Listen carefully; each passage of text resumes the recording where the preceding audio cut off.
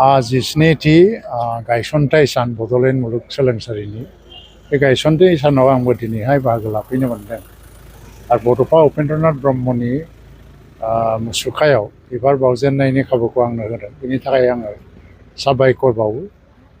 1998 मायथाइनिफ्राय जुदि जों नायहरो जे गुवाहाटी इउनिभार्सिटिनि क'क्राझार केम्पास बाहाय गायसननाय जादोंमोन आरो बे समाव जोंहा फिसा मोनसे इनफ्रास्ट्राक्चार दं, एसेबां गिदिर फिल्डआव थेवब्लाबो बाहाय गायसनजेननायनि उनावहाय केम्पासा माखासे बोसोर सोलिबाय, प्राय माने 10-11 बोसोर। बेनि उनाव 2010आव इउनिभार्सिटिया फर्मेलि क्लास्टार जाबाय, बड'लेण्ड इउनिभार्सिटिया। बड'लेण्ड इउनिभार्सिटिया मोनसे गोलाव सम सोमावसारनायनि फिथाइ आरो जों बयनिबो बाहाय मोनसे अबदान दं रायजो राजाफोरनि, बेखौ आङो मानियो दिनैहाय। आरो बे इउनिभार्सिटिया दिनै मोनसे premier university, one of the premier university आसामाव, आरो मोजां सोलोंथाइ होगासिनो दं।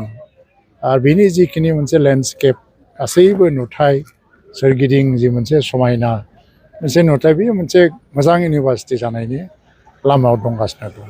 आं मिजिंथियो दिनै गायसनथाय सानाव बयबो बे इउनिभार्सिटिनि इयुनखौ लानानैनो सावरायगोन आरो इयुनाव जों मा मावलांनांगौ आरो गासै इन्डियानि गेजेरावनो जोङो गिदिर मोनसे लिडिं इउनिभार्सिटि हिसाबै गायसननांगौनि थाखाय जों मा हाबा मावलांनांगौ बेनि सायाव सावरायगोन।